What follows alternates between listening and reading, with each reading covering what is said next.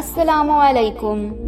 یہ national audio library for the blind کی آواز ہے. پیش خدمت ہے ناول میرا عشق فرشتوں جیسا. تحریر محمد فیاض ماہی. آواز سمر زہرا. اس کتاب کی تمام اقساط حاصل کرنے کے لیے ڈسکرپشن میں دیے گئے پلے لسٹ کے لنک پر کلک کریں. شکریہ. قسط نمبر 20. کریم خان نے بہترین خانوں سے بارات کی تواضع کی تھی. شمسہ ان کی اکلوتی بیٹی تھی. اس کی پرورش اور تربیت کے ساتھ ساتھ تعلیم اور اب شادی کا مرحلہ بھی احسن طریقے سے طے ہو گیا تھا. کریم خان نے بیوی کی موت کے بعد شمسہ کو باپ اور ماں بن کر پالا تھا. یہی وجہ تھی کہ رخصتی کے وقت ضبط کے سبھی بندھن ٹوٹ گئے تھے. کریم خان اور شمسہ نے سب رشتہ داروں کو بھی رلا دیا تھا. رخصتی کے بعد شمسہ جب مراد خان کے گھر پہنچی تو ارباب احمد بھی ساتھ تھا. سب دوستوں کا شکریہ ادا کرنے کے بعد مراد خان ارباب احمد کو لے کر لان میں آ گیا اور بولا، ارباب احمد، میں جانتا ہوں کہ تم نے اور شمسہ نے قربانی دے کر اپنی محبت کی معراج کو بلند رکھنے کی کوشش کی ہے. اس کا لہجہ اور الفاظ ارباب احمد کو اجنبی سے لگے تھے. وہ حیرت سے مراد خان کی طرف دیکھنے لگا جو کہہ رہا تھا، اب شمسہ میری بیوی ہے، وہ تمہاری کلاس فیلو یا دوست نہیں رہی. ارباب احمد حیرت و استعجاب میں مبتلا ہو کر اس گہرے دوست کی طرف دیکھ رہا تھا جو نامعلوم کیا کہنا چاہتا تھا. ارباب احمد اتنا ہی کہہ پایا، میں سمجھا نہیں کہ تم کیا کہنا چاہتے ہو. وہ دھیرے سے مسکرایا اور ارباب احمد کے کندھے پر ہاتھ رکھتا ہوا بولا، تم انتہائی سمجھدار ہو ارباب احمد. ارباب احمد کی آنکھوں میں ناسمجھی کی واضح لکیر موجود تھی، اس لیے اس کا انداز ہنوز استفہامیہ تھا. آج کے بعد تم کبھی بھی شمسہ سے ملنے کی کوشش نہ کرنا کیونکہ وہ میری بیوی ہے. وہ بم جو کافی دیر سے ارباب احمد کی طرف مراد خان کی جانب سے پھینکا گیا تھا ارباب احمد کے سر پر آ کر پھٹ گیا تھا. وہ ہونک بن کر مراد خان کی طرف دیکھے جا رہا تھا. اسے جب کچھ بھی سمجھ نہ آیا تو وہ کہا لگا کر اندر کے درد کو چھپاتا ہوا بولا، مجھے معلوم ہے تم شمسہ کو پا کر بہت خوش ہو اور میرے ساتھ مذاق کر رہے ہو.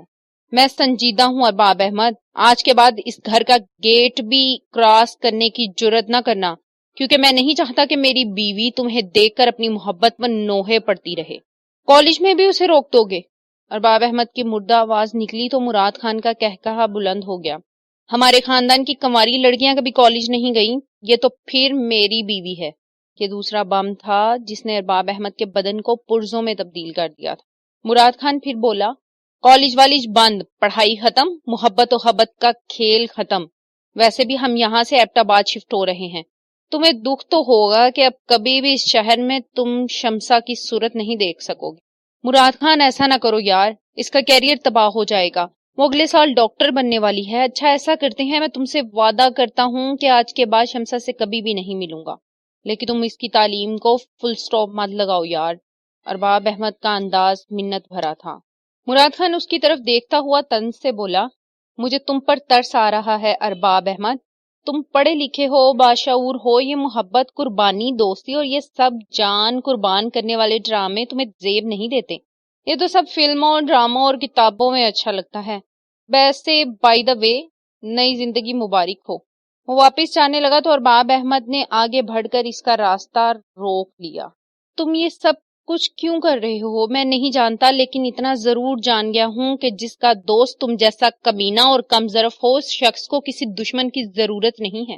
مراد خان کے یکدم تیور بدل گئے، اس کے ماتھے پر تیور پڑ گئی. وہ غصے سے حلق کے بل چیخا، دلاور حسین، دلاور حسین.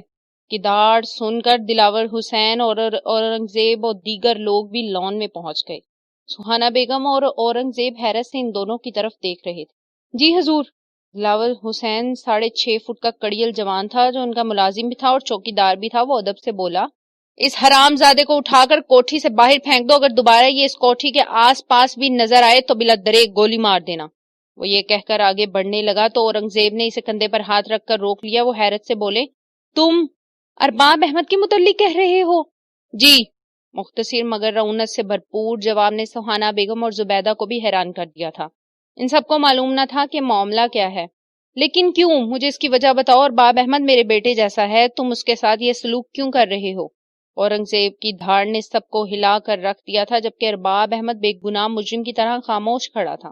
میں نہیں چاہتا بابا جان کہ میری بیوی کا عاشق اس گھر میں دندناتا پھرے اور ہم بغیرت بن کر دوستی کا پیرہن اوڑھ کر آنکھیں بند کیے اس کی خدمت کرتے رہیں۔ یہ تم کیا کہہ رہے ہو مراد خان؟ اورنگزیب پھر دھاڑے۔ میں سچ کہہ رہا ہوں، اگر نہیں یقین تو پھر اس سے پوچھئے، مجھے جانے دے، رات کافی ہو گئی ہے۔ مراد خان یہ کہہ کر اندر کی جانب بڑھ گیا تو زبیدہ کے ہونٹوں پر طنزیہ مسکان پھیل گئی۔ وہ ارباب احمد کو ذلیل کرنا چاہتی تھی اور قدرت نے اس کی سن لی تھی۔ اورنگزیب آگے بڑھے اور ارباب احمد سے مخاطب ہوئے، مراد کیا کہہ رہا ہے بیٹا؟ انکل، شمسا ہم دونوں کی کلاس فیلو ہے۔ اگر میرے من میں کوئی کھوٹ ہوتی تو میں کیوں خود کی شادی مراد سے کرواتا، اور اگر ایسی کوئی بات بھی تھی تو شمسا میری مرضی کی پابند تو نہ تھی، وہ انکار بھی کر سکتی تھی۔ اورنگزیب اسواد میں سر ہلا کر بولے، اس کا دماغ خراب ہو گیا ہے، تم جاؤ، میں صبح اس سے بات کروں گا۔ وہ ارباب احمد کے کندھے پر تھپکی دیتے ہوئے بولے تو وہ کرب بھری مسکراہٹ سے ان کی طرف دیکھتا ہوا بولا، اب کوئی فائدہ نہیں ہے انکل، شک دوستی کا دشمن ہے اور مراد خان شک کو دل و دماغ میں بٹھا چکا ہے۔ اب اگر وہ چاہے بھی تو مجھے واپسی کے لیے پکار نہیں سکتا۔ ارباب احمد وہاں سے لٹے پٹے مسافر کی طرح چل پڑا، اس کے کندھے جھکے ہوئے تھے، آنسو کی برسات جاری تھی۔ اس نے کوٹھی کے گیٹ سے باہر نکل کر واپس اس کوٹھی کی طرف دیکھا جہاں اس نے اپنی محبت کو خود اپنے ہی ہاتھوں سے پھانسی پر چڑھا دیا تھا۔ اس نے دیکھا کہ مراد خان کے جس کمرے کو اس نے مسحری کے لیے سجایا تھا اس کی روشنی ابھی تک جل رہی تھی۔ اس کوٹھی میں اس نے بہت اچھا وقت گزارا تھا، ابھی وہ گزرے ہوئے وقت پر ماتم ہی کر رہا تھا کہ اس کے پاس سے ہی ایک نسوانی کہکہا گونجا، آواز گو کہ ہلکی تھی لیکن کہکہا لگانے والی کے انداز میں جو زہر بھرا تھا، اس زہر کے چھینٹے ارباب احمد نے واضح طور پر اپنے وجود پر گرتے ہوئے محسوس۔ اس نے اپنے دائیں طرف دیکھا تو زبیدہ کو کھڑے دیکھ کر وہ چونک گیا اور بولا، تم؟ میں تمہیں اور تم مجھے زندگی بھر نہیں بھول پاؤ گے ارباب احمد۔ وہ طنز سے مسکرائی۔ میں نے کہا تھا نا کہ میں تمہاری زندگی اجیرن کر دوں گی، لیکن تقدیر کی ستم ظریفی دیکھو کہ ابھی ایک رات بھی نہیں گزری اور تم محبت اور دوستی سے ہاتھ دھو بیٹھے ہو۔ کسی نے پہلے ہی کہا ہے کہ کتا بھی پالو تو نسل دیکھ کر پالو، دوست بناؤ تو ایک ہی بار بناؤ مگر خوب تصدیق اور تحقیق کے بعد بناؤ۔ وہ ٹھنڈی آہ بھرتا ہوا بولا، مجھ سے کہیں نہ کہیں غلطی ضرور ہوئی ہے زبیدہ، جو میں نے مراد خان جیسا دوست بنانے میں اس کی نسل کی تصدیق نہیں کی۔ ہماری نسل کو برا کہنے سے پہلے یہ تو سوچو ارباب احمد کہ تم آج جن حالات و حادثات کا شکار بنے ہو یہ تو مکافات عمل ہے۔ وہ گھوم کر اس کے سامنے آ گئی۔ تم نے مجھ سے میرا بیٹا چھینا اور تقدیر نے تم سے تمہاری محبت اور بچپن کا دوست چھین لیا۔ اب ساری زندگی شمسا کی صورت دیکھنے کو ترسو گے ارباب احمد، اور تم اپنے بیٹے کو پانے کی حسرت دل میں ہی لیے قبر میں اتر جاؤ گی۔ ارباب احمد کا لہجہ بھی زہر میں بوجھے ہوئے تیر کی مانی زبیدہ کے دل میں سیدھا کھپ گیا تھا۔ تمہاری پوری نسل بھی میرے سامنے آ کر ناک رگڑے گی تو بھی نہیں بتاؤں گا کہ وہ بچہ کہاں ہے۔ ارباب احمد، تم بھی یہ بھول رہے ہو کہ تمہاری سب سے قیمتی چیز اس گھر میں ہے۔ زبیدہ بھی ترکی بترکی جواب دیتے ہوئے بولی، مراد خان اور میں اس کے ساتھ کیا سلوک کریں گے اگر تم سن لو یا تصور ہی کر لو تو مجھے قسم ہے اپنے بیٹے کی ارباب احمد کہ تم خوف سے مر جاؤ۔ یہ جو اوپر والا ہے نا، بہت رحیم اور جبار و قہار ہے۔ رحم کرنے پر آئے تب بھی اور قہر ڈھانے پر آئے تب بھی یہ تم جیسوں یا غدار مراد خان جیسوں کے فیصلوں کا محتاج نہیں ہوتا، بلکہ کل کائنات اس کے بہترین فیصلوں کی محتاج ہے۔ ارباب احمد اوپر کی جانب انگلی کرتا ہوا کہنے لگا، اس وقت سے ڈرو جب شمسا کی آہیں اس گھر کے در و دیوار کو چیخنے چلانے پر مجبور کر دیں گی۔ مجھے کچھ نہیں ہوگا اگر تم شمسا کو تکالیف دو گے تو تمہیں زیادہ تکلیف اور دکھ کا سامنا کرنا پڑے گا، کیونکہ مراد خان نے اسے اپنی بیوی مان کر اور بنا کر مجھ سے اس کا ہر قسم کا ناطہ ختم کر دیا ہے۔ وہ وہاں سے جانے لگا تو زبیدہ کی آواز نے اس کے قدم روک لیے۔ میں تمہیں شمسا سے ہفتے میں ایک بار ملوا سکتی ہوں اگر تم چاہو تو۔ زبیدہ اس سے کوئی سودا کرنا چاہتی تھی لیکن وہ ہلکا سا کہکہا لگاتا ہوا بولا، میں بے ایمان نہیں ہوں کہ دوست کی بیوی سے چھپ چھپ کر ملوں، اور وہ بھی ایک کم ظرف اور جاہل عورت کے توسط سے جس نے نکاح سے پہلے ہی حرام کو اپنی کوکھ میں پالنا شروع کر دیا۔ وہ یہ کہہ کر وہاں سے چلا آیا اور جانتا تھا کہ اس کی آخری بات پر زبیدہ زخمی ناگن کی طرح بل کھا رہی ہوگی اور اپنا زہر اگلنے کے لیے کسی شکار کی تلاش میں ہوگی۔ اسے مراد خان سے ایسے سلوک کی توقع نہ تھی۔ وہ مراد خان بچپن سے دوست تھے، ان کا ایک دوسرے کے گھروں میں آنا جانا تھا۔ شمسا ان کی کلاس فیلو تھی، اس کو دوستی ایک دن ایسے مقام پر لے آئی کہ اسے اپنی محبت اور دوستی پر قربان کرنا پڑی، اور آج وہ بالکل ہی خالی ہاتھ لوٹ رہا تھا۔ اس کی جھولی بالکل خالی تھی، نہ دامن میں محبت کی مہربانیاں تھیں اور نہ ہی دوستی کا دلاسا تھا۔ وہ شکیس خوردہ کھلاڑی کی مانی تھکے تھکے قدموں سے گھر کی جانب چل رہا تھا۔ اس کے ذہن میں کسی شاعر کے الفاظ گونجنے لگے تھے، ہنستے ہنستے رلا دیتی ہے دوستی کی عادت، سب کچھ ہے بکتا یہاں دوستی بھی وفا بھی، دکانیں سجائے بیٹھے ہیں اپنے پرائے سب ہی، دن رات بیچتے ہیں یہاں زہر بھی دوا بھی، پختہ یقین تھا کہ تجھے پلٹ کر نہ دیکھیں گے، ہمارے ہی کام آ نہ سکی ہماری اناب، زخمی آنکھوں کے آنسو بیچ کر بھی دیکھا میں نے، میرا کاسہ نہ بھر سکی کسی مخیر کی عطا، سب خلوص مٹ چکا ہے اب دلوں سے، اپنے دوستوں سے دوستی بھی کرتے ہیں ریابی۔ وہ زخمی آنکھوں کے ساتھ گھر پہنچا تھا، دل نے خون خون رونا شروع کیا تو وہ ماں کے مہربان آنچل میں اپنا منہ چھپا کر دل کھول کر رونے لگا۔ ممتا کی ٹھنڈک اور محبت نے اس کے اندر کی جلتی ہوئی آگ پر اپنے پیار کے پانی کا چھڑکاؤ کرنا شروع کر دیا تھا۔ دولت بی بی ماں تھیں، وہ ارباب احمد کو اپنی گود میں لٹائے اس طرح اس کے دکھ کا مداوع کر رہی تھی کہ وہ اپنے کم ظرف آنسوؤں کے آگے ہار مان گیا تھا۔ وہ کبھی کبھی آنکھیں کھول کر ماں کے مہربان مگر اداس چہرے کی جانب دیکھتا تو تڑپ کر دوبارہ آنکھیں بند کر لیتا تھا۔ وہ خود کو شمسا کا مجرم گردان رہا تھا اور کم ظرف مراد خان کے الفاظ اس کی روح کو تڑپا رہے۔ اس نے شمسا سے زبردستی یہ فیصلہ منوایا تھا، بلکہ مراد خان کی دوستی کی خاطر اپنی جان کی بازی لگا کر شمسا پر اپنی محبت کا احساس مسلط کر کے اسے مجبور کیا تھا کہ وہ مراد خان سے شادی کر لے۔ مجھے معاف کر دینا شمسا، میں تمہارا مجرم ہوں۔ وہ تصور ہی تصور میں شمسا کے سامنے ہاتھ جوڑ کر کھڑا ہو گیا۔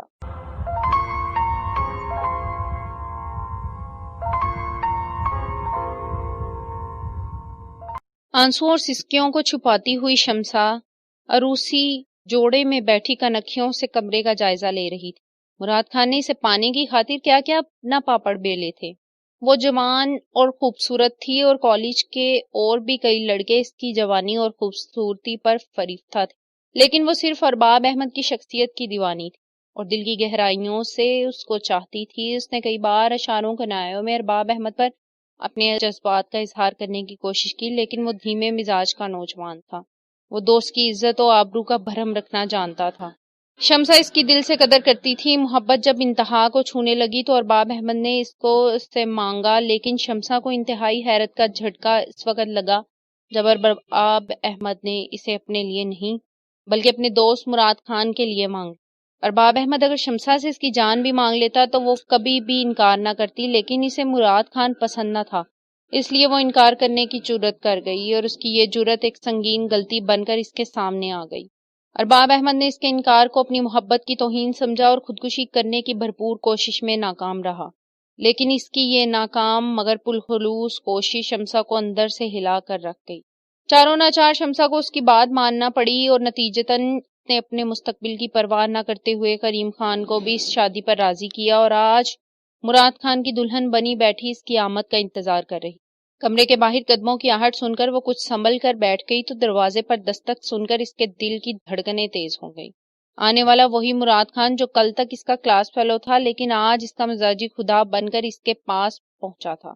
وہ اپنی دھڑکنوں پر قابو پاتی ہوئی نظریں جھکا کر بیٹھ گئی تو مراد خان اس کے پاس بیڈ پر آ کر بیٹھ گیا۔ وہ مخمور اور مسحور کن آنکھوں سے شمسا کو دیکھتا رہا۔ شمسا اس انتظار میں تھی کہ وہ کوئی الفاظ کہے اس کے حسن کی تعریف میں، اس کی خوبصورتی کے بارے میں، یا پھر یہ بتائے کہ وہ کب سے اس کا دیوانہ تھا، لیکن اسے یہ انتظار جان لیوا لگا تو اس نے نظریں اوپر اٹھا کر مراد خان کی طرف دیکھا جو اس کے حسن میں اس قدر محو تھا کہ کچھ بول بھی نہ پا رہا تھا۔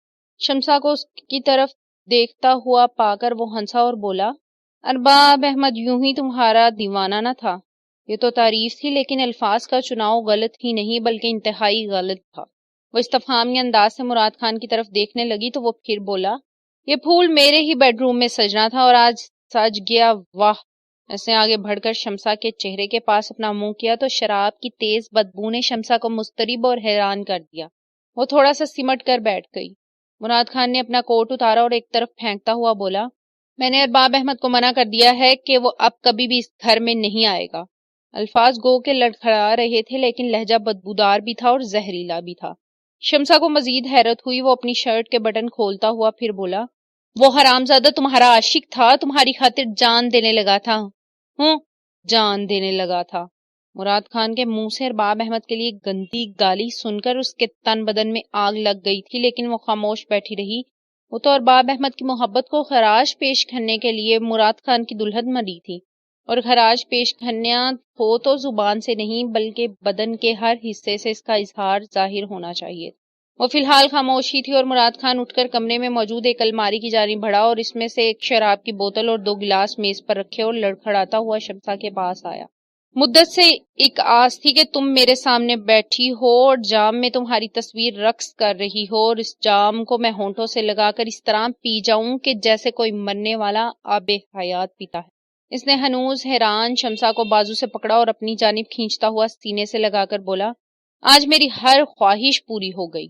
وہ بے بس چڑیا کی طرح پھڑ پھڑا کر رہ گئی۔ اس کے نتھوں میں شراب کی بو اس طرح گھس رہی تھی کہ اسے متلی ہونے لگی۔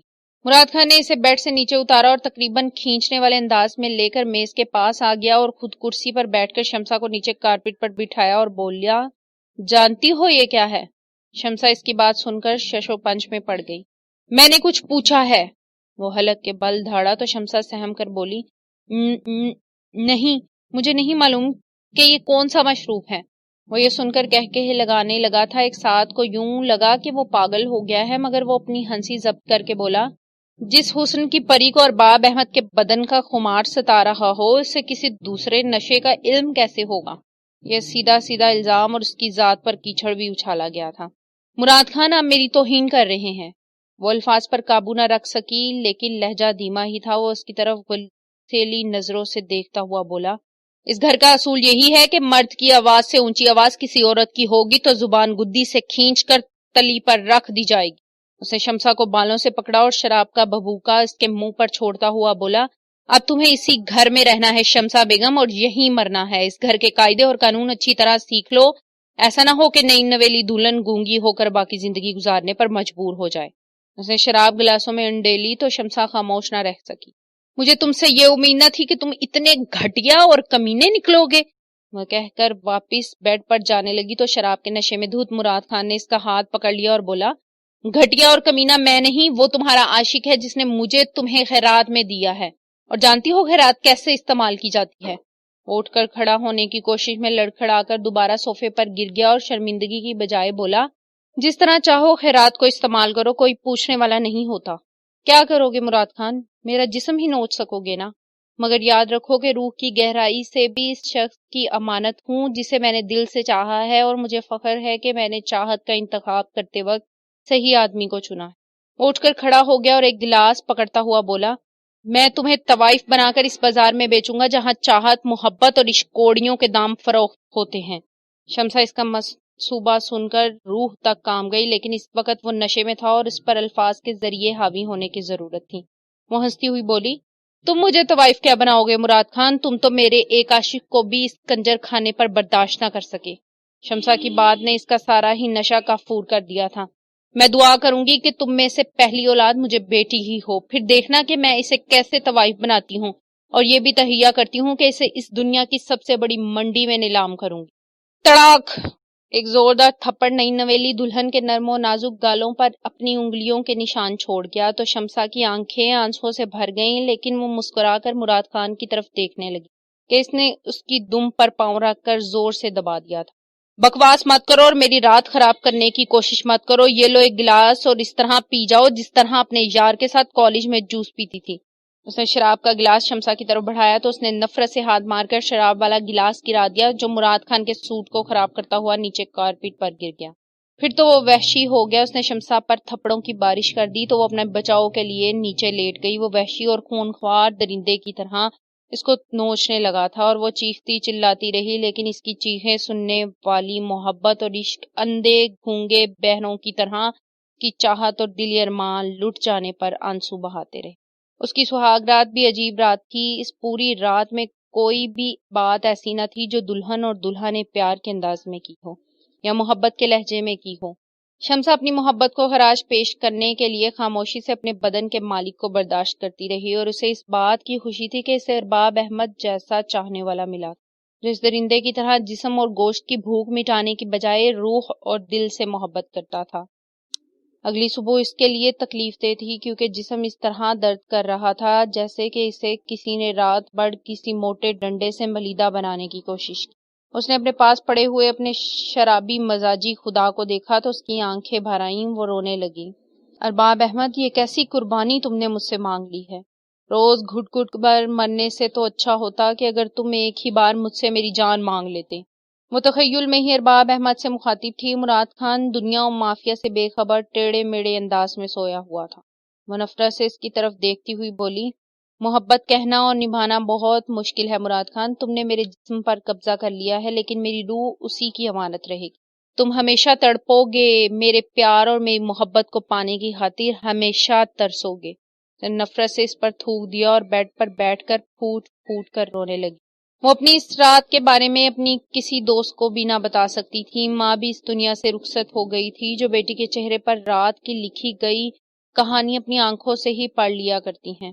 نہ ہی کوئی بڑی بہن تھی جو اس کی رازدار ہوتی، اس کے دکھ کا مداوع کرنے کے لیے اس کی بات شادی کے پہلے ہی دن اس کے باپ کریم خان تک پہنچاتی، اور نہ ہی کوئی بھابھی تھی جو نند کی تکلیف کو بھانپتے ہوئے اس کے بھائی کو تمام داستان کہہ دیتی۔ وہ اپنی بے بسی اور تقدیر کی ستم ظریفی پر آنسو بہا رہی تھی کہ رشتے دینے میں تقدیر نے اس کے ساتھ کیسی ڈنڈی ماری تھی۔ آج وہ تنہا تھی، شوہر، سسر، ساس اور نند کے ہوتے ہوئے بھی وہ تنہا تھی۔ کسی کا کاندھا نہ تھا جس پر سر رکھ کر وہ دوستی یا اپنا دکھڑا سنا لے۔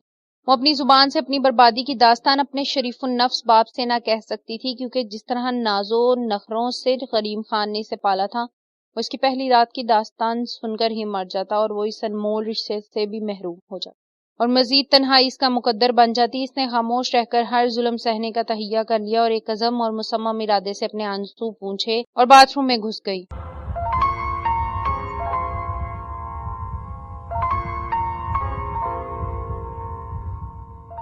اس دن کے بعد شمسا نے کوئی بھی دن سکون کا نہ دیکھا تھا۔ سہانا بیگم اس کو اکثر کہا کرتی تھی کہ تم خاموش اور اداس کیوں رہتی ہو، ہنسا بولا کرو، سب کے ساتھ چہکا کرو، لیکن شمسا ہلکی سی مسکان سے ان کو ٹال جاتی تھی۔ شمسا نے ایک ملازمہ سے اس گھر کے بارے میں معلومات حاصل کرنا شروع کر دی تھی۔ اس پر نت نئے انکشاف ہو رہے تھے۔ اسے یہ بھی معلوم ہو گیا تھا کہ زبیدہ شادی شدہ ہے اور اس کے بیٹے کو ارباب احمد کو دے دیا گیا تھا۔ وہ اس کے بچے کو لے کر نامعلوم کس کو دے آیا تھا۔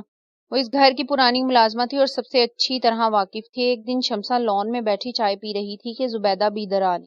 شمسا نے اس کو دیکھ کر نظر انداز کر کے منہ دوسری طرف کر لیا اور چائے سے لطف اندوز ہونے لگی۔ زبیدہ چلتی ہوئی اس کے پاس آ کر بیٹھ گئی اور شمسا کی طرف دیکھ کر طنز سے مسکرائی اور بولی، یاد تو آتی ہوگی۔ شمسا اس کا مطلب نہ سمجھی ہوئی اس کی طرف استفہامیہ انداز میں دیکھنے لگی۔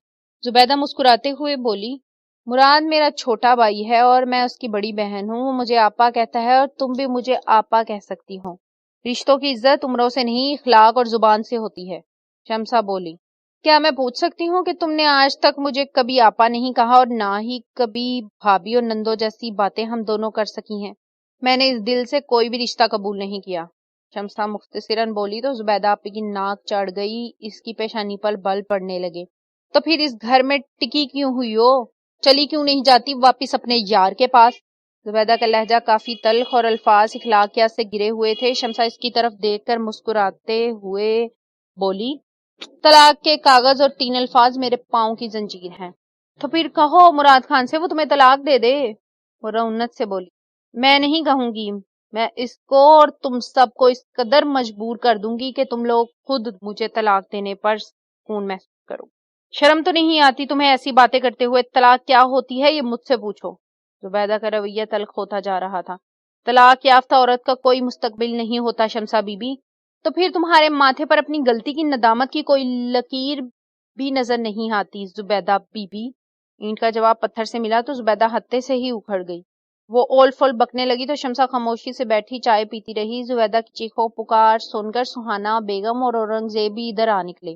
وہ حیرت سے ان دونوں کو دیکھ رہے تھے کیونکہ زبیدہ اکیلی ہی چیخ رہی تھی جبکہ شمسا تو خاموشی سے چائے سے لطف اندوز ہو رہی۔ کیا ہوا ہے تمہیں؟ سہانا بیگم نے زبیدہ کے منہ پر ہاتھ رکھا اور پوچھنے لگی. کیوں فضول میں بولی جا رہی ہو؟ زبیدہ شمسا کی طرف دیکھتے ہوئے بولی. اس کمینی نے مجھے میرے ماضی کا تانا دیا ہے. یہ خود بھی مراد سے طلاق لینا چاہتی ہے. اتنا سننا تھا کہ اورنگزیب تو کام کر رہ گئے، جبکہ سہانا بیگم پھٹی پھٹی نگاہوں سے 2 ماہ کی دلہن کی جانب دیکھ رہی تھی. کیا تم نے ایسا کہا ہے بیٹی؟ اورنگزیب آگے بڑھ کر شمسا کے سامنے کھڑے ہوتے ہوئے بولے تو شمسا احتراماً اٹھ کر کھڑی ہو گئی، نظریں جھکاتی ہوئی بولی. آپ کو تو معلوم ہی انکل کہ میں بہت کم بولتی ہوں، اور جب بھی بولتی ہوں سچ ہی بولتی ہوں. پھر اس نے زبیدہ کی طرف دیکھا اور پھر بولی. میں نے ایسی کوئی بات نہیں کی زبیدہ، آپا جھوٹ بول رہی ہیں. شمسا یہ کہہ کر آگے بڑھ گئی. وہ اندر کی جانب جاتی ہوئی ہونٹوں پر مسکان سجائے زبیدہ کے بری طرح پٹ جانے پر خوش ہو رہی. تمہیں شرم آنی چاہیے، پہلے ہی اپنے کرتوتوں کی وجہ سے ہمارے منہ پر سیاہی مل چکی ہو اور اپنے بھائی کا گھر بھی برباد کرنے پر تلی ہو. سہانا بیگم نے زبیدہ کو ڈانٹنا شروع کر دیا. اورنگزیب تو تھک کر وہیں کرسی پر ہی ڈھیر ہو گئے تھے. آپ کو میرا یقین نہیں ہے تو نہ صحیح، اس نے مجھ سے خود کہا ہے کہ وہ واپس ارباب احمد کے پاس جانا چاہتی ہے اور اس کے پاؤں کی زنجیریں طلاق کا کاغذ اور 3 بول ہیں. کس نے کہا ہے تم سے؟ سب چونک کر اس کی آواز کی جانب مڑے تو مراد خان غصے میں کھڑا تھا. اس کی آنکھوں سے شعلے نکل رہے تھے. جلدی بتاؤ، کیا یہ شمسا نے کہا ہے؟ ہاں مراد، شمسا نے خود مجھ سے کہا ہے کہ وہ مراد خان سے طلاق لینا چاہتی ہے. زبیدہ کی بات سن کر وہ الٹے پاؤں مڑا. ابھی 2 قدم ہی چلا تھا کہ اورنگزیب کی گونجدار آواز نے اس کے قدم رک جاؤ مراد خان، تم اس کی باتوں پر یقین کر کے بہو سے کچھ نہیں پوچھو گے. میں اور تمہاری ماں خود شمسا سے بات کریں. زبیدہ کو تو آگ لگ گئی تھی. اس کے باپ نے دانستہ طور پر اس کو جھوٹی کہہ دیا تھا. سہانا بیگم اور اورنگزیب خان ان دونوں کو لان میں ہی چھوڑ کر شمسا کے کمرے کی جانب بڑھ گئے. آدھے گھنٹے بعد وہ واپس آئے تو آتے ہی زبیدہ پر برس پڑے.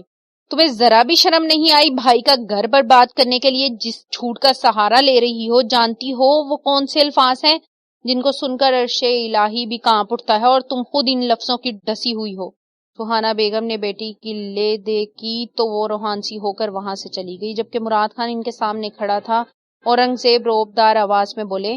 ہماری بات ہوئی ہے بہو سے، اسے کوئی تکلیف نہیں ہے اور نہ ہی اس نے ایسی کوئی بات کہی ہے. تو پھر زبیدہ آپا نے اتنا بڑا فیصلہ کیسے کر لیا؟ مراد خان ابھی تک شک میں مبتلا تھا. یہ تو ہے ہی جھوٹی. اس نے شمسا سے اس کی کلائی میں پہنا ہوا سونے کا کڑا چھیننے کی کوشش کی تھی اور ناکامی پر اس نے شمسا پر یہ الزام لگا دیا. اور تم، میں تو سمجھتا تھا کہ تم بہادر ہو، لیکن تم میں تو مردوں والی کوئی بات نہیں ہے مراد. مراد خان کو اپنی توہین کا احساس شدت سے ہو رہا تھا، لیکن وہ باپ کے سامنے سر جھکائے کھڑا رہا. اورنگزیب خان پھر بولے. سامان پیک کرو، میں نے بہو سے بھی کہہ دیا ہے اب ہم یہاں نہیں رہیں گے بلکہ ایبٹ آباد والے محل میں باقی زندگی گزاریں. اورنگزیب اور سہانا بیگم اپنا فیصلہ سنا کر چلے گئے اور مراد خان کے حلق سے بات نیچے نہ اتر رہی.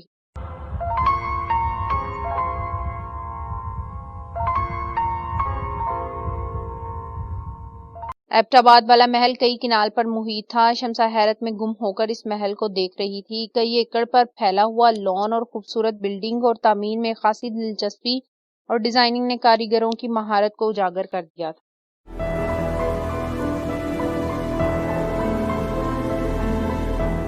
اگر آپ نے ہمارا چینل سبسکرائب نہیں کیا تو ابھی سبسکرائب کریں اور ساتھ ہی بیل آئیکن پر کلک کریں تاکہ ہماری نئی آنے والی بکس کی اپڈیٹس آپ کو ملتی رہیں.